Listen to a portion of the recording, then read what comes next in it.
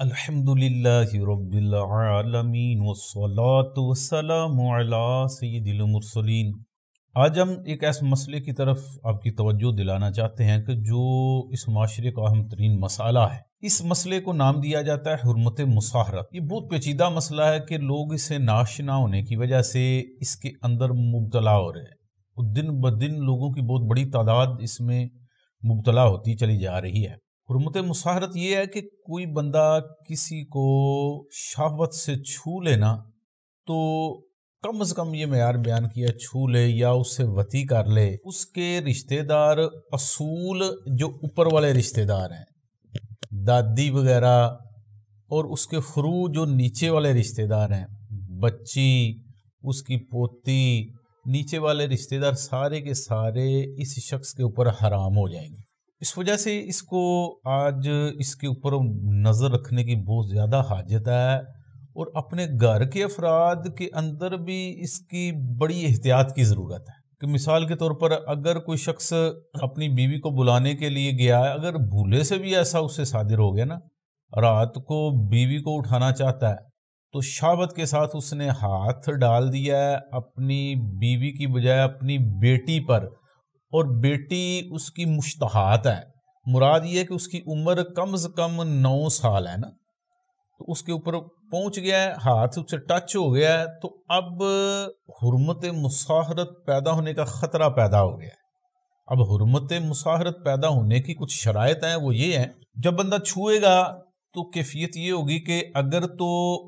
اس کو شہوت آئی ہے نا تو اس کی شہوت کے اندر اضافہ ہو جائے گا، ٹھیک ہے، یہ ہے کہ آگے سے شہوت بڑھ جائے، یہ اس سے حرمت مصاہرت قائم ہوگی۔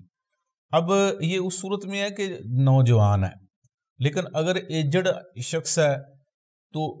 بوڑھا آدمی ہے، اب وہ اگر اس نے کسی عورت کو چھوا، اب اس کے چھونے کی وجہ سے اس کے طبیعت کے اندر گرمی سی محسوس اس نے کی، تو یہ بھی اس کے شہوت کے قائم مقام ہوگا،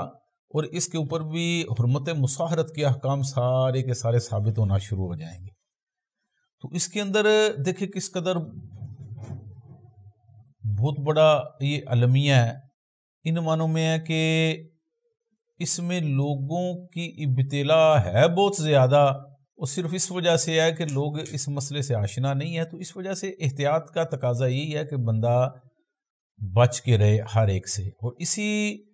ضمن کے اندر یہ مسئلہ بھی ہے کہ اگر کسی بندے نے کسی سے زنا کیا ہے تو جس عورت سے زنا کیا ہے نا، اس عورت کی بیٹی اور اس کی والدہ وغیرہ بھی اس زانی کے لیے حرام ہو جائے، ٹھیک ہے نا۔ اب یہ نہیں ہے کہ صرف زنا کرنے سے کوئی بوسہ لیتا ہے کسی کا، منہ کا لیتا ہے، پیشانی وغیرہ کا لیتا ہے، تو بھی اس سے حرمت مصاہرت قائم ہو جائے گی۔ اب اگر یہ کہتا ہے کہ میرے شہوت نہیں تھی تو اس کا یہ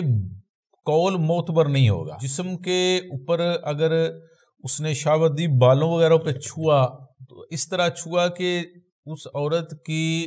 جسم کی گرمی اس کو محسوس ہوئی،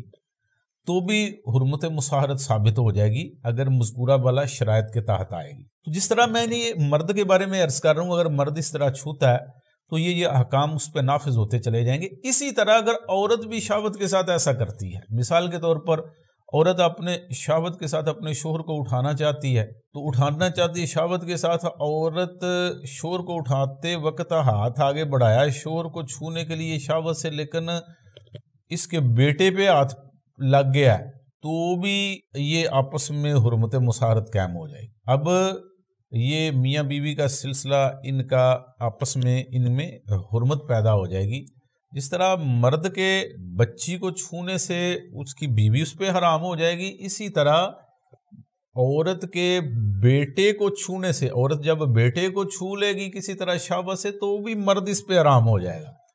یعنی کہ یہ دونوں طرف سے یہ سلسلہ ہے، اور یہ بہت پیچیدہ بات اور بہت خطرناک بات ہے اس دور کے اندر،